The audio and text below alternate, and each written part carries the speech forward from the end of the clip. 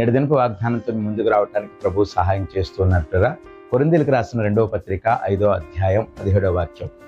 ఎవడైనను క్రీస్తు యేసునందున్న ఎడల వాడు నూతన సృష్టి. దేవుని బిడ్డలారా గమనించండి, దేవుని పిల్లలమైనటువంటి మనం ఎప్పుడైతే క్రీస్తు యేసులోనికి మనము మార్చబడ్డామో, లేక ఆయన రక్తంలో కడగబడ్డామో, ఆ దినము మొదలుకొని మనం నూతన సృష్టిగా మార్చబడుతున్నటువంటి వారమై ఉండాలి.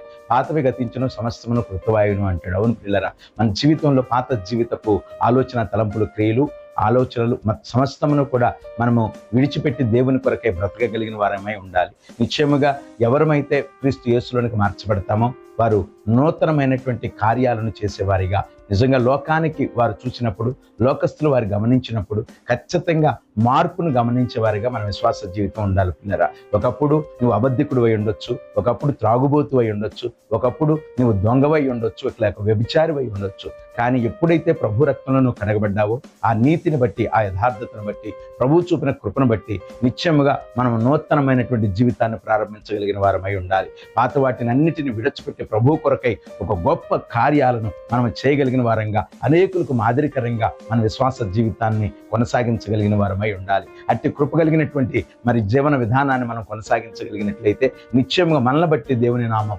మహిమపరచబడడానికి అవకాశం ఉందని ప్రభు పేరిట మీకు మనవి చేస్తామన్నాను. ప్రభువు నమ్మామన్న పేరు కాదు, కానీ జీవితంలో మార్పు అనేది మన జీవితంలో స్పష్టంగా కనిపించేటట్లుగా మన విశ్వాసాన్ని కొనసాగిద్దాం, అనేకులకు మాదిరికరంగా జీవిద్దాం. అట్టి కృప దేవుడు మనందరికీ అనుగ్రహించును గాక. ఆమేన్.